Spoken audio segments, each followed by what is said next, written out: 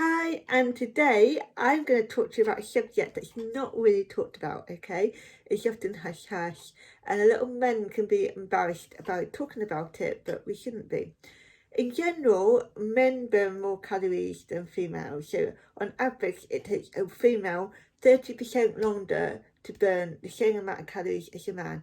So if you and your partner went out for a meal and your other half, you both eat the same, so you eat 1,000 calories. Just an example, okay? It would take the female 30% longer to burn those calories off from the man. To put into perspective, over an hour, that man can burn to get a 60-minute gym workout, a man can burn off that 1,000 calories. Whereas a female, it would take 90 minutes, an hour and a half, to burn the same amount of calories. Okay, the men are bigger. They are built bigger and they can burn those calories off quicker. Also, their hormones do not change. Their hormones stay the same every day, 365 days a year, for their whole entire life. Whereas us females, we have a lot to contend with, okay? So, this is why it's really, really important for us females to understand our own cycle, okay? So, impacts our bodies more than we actually think, and actually what men don't realise is the men think our actual period is the worst part of the month. No, it's not. That is the best part of the month, okay?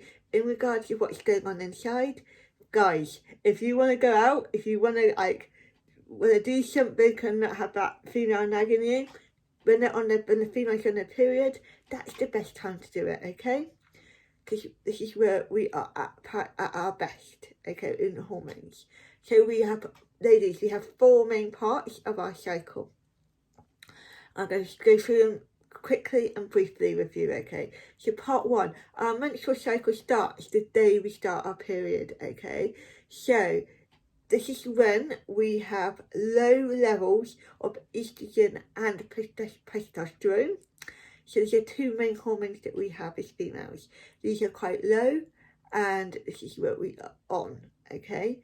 Also, another part of our phase, part 2, is the follicular phase. So this starts day 1 of our cycle, but it goes right up to ovulation, okay?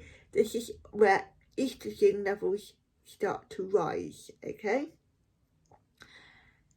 And the follicular phase is the first 2 weeks of a period. So you think of a month, we've got a month block. The first 2 weeks is the follicular phase. Then we have, right on day 14, is ovulation, okay? So this is where we see a peak in testosterone. This is where we release, obviously, egg, because our bodies don't want us to get pregnant. And this is always in mid-cycle, and this is where estrogen also peaks just before, but it drops shortly afterwards, okay? The next stage. But also, when we are ovulating, this is the best time for us to train. So if we're lifting weights, we are going to lift heavier. We're going to get more out of our training than we would another part of a month, which I'm going to go into. Then we're going to go into the 4th phase, which is the luteal phase. This phase, guys, is the worst part for us females. So this is the time between ovulation and between the time the next period starts. This is where testosterone levels are produced and it peaks and drops, okay? This is when females, we get our sugar cravings, we get our mood changes, we get our headaches, we get our migraines, we get skin issues, and we get bloating. So we also will have coordination issues. So our coordination will just go, our balance might go, but also within sport and fitness, we'll have a higher chance of becoming injured, okay? Also, this is the worst time for us females to start a diet. So if we want to lose some weight, if we want fat loss, we really want to start on day 1.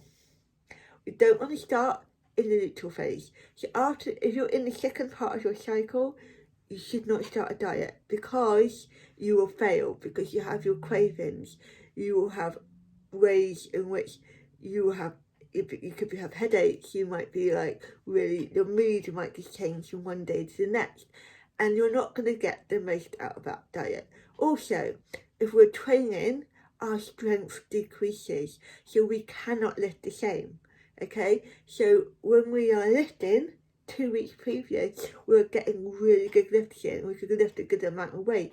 Now we can't lift the same amount of weight. That weight that we were lifting will drop, and so we won't be able to train the same way. So we'll need to have a different way of training. So if you're doing Olympic lifts, say I'm just using this as an example, if you're doing Olympic lifts 2 weeks previous, you might need to stick to machines just to do a maintenance workout just to keep you going for these 2 weeks.